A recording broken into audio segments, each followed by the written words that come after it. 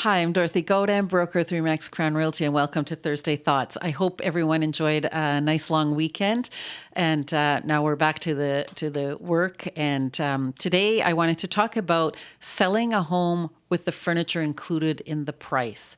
I'm not talking about, the pros and cons of selling a vacant home and a staged home. I'm talking about sellers who are moving on, probably downsizing, going into apartments, and they don't need all their furniture, and they want to sell the house with all the furniture and items included in that purchase price.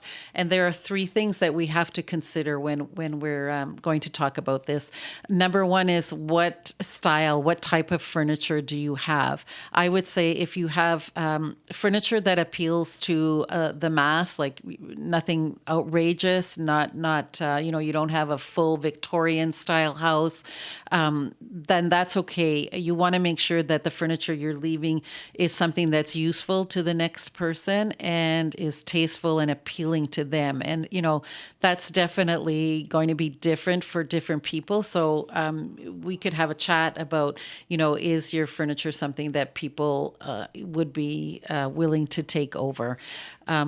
So we would look at that and talk about, what market are we targeting? And then that becomes my second point is what buyers are you targeting? And I would say the first time home buyer very often, and I've had many clients buy houses that have had furniture left behind.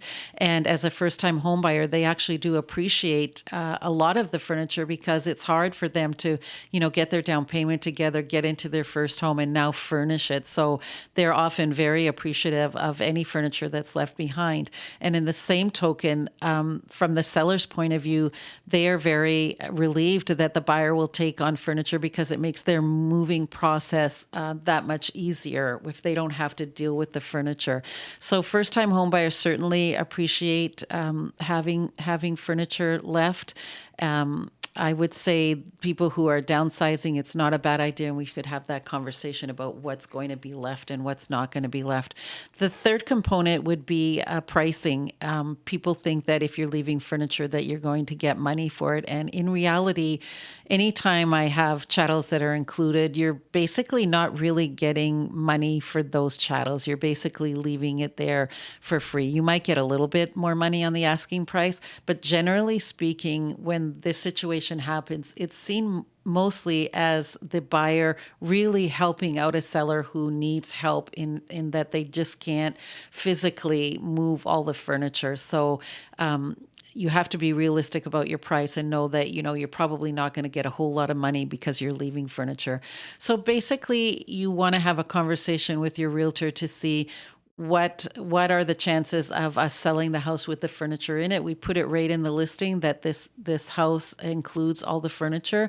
You will get some buyers who say, well, we don't want the furniture. So I would advise my sellers to have a B plan just in case the buyers don't want to have the furniture. We need a B plan about how we're going to get rid of that furniture. Very often buyers, particularly in this market, when we see that 65% of everything is selling at or above, and it's a very strong seller's market, buyers will ultimately, especially first-time home buyers, will ultimately say, listen, I will take whatever they leave in terms of furniture or decor or even yard things like rakes and lawnmowers.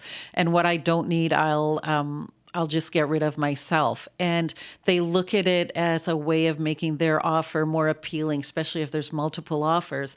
If my buyer says, listen, they can leave whatever they want. And assuming, of course, you're leaving furniture, you're not leaving garbage, you're leaving things that are very useful. So I do find that this strategy can work very, very well. For buyers and particularly for sellers, making that process a little bit easier if they don't have to move big, heavy furniture pieces. So you just want to have that conversation and then, of course, have that B plan. I hope you find that helpful. As always, you can reach me at Dorothy Godin at remax.net or 705-561-2360. Have a great week.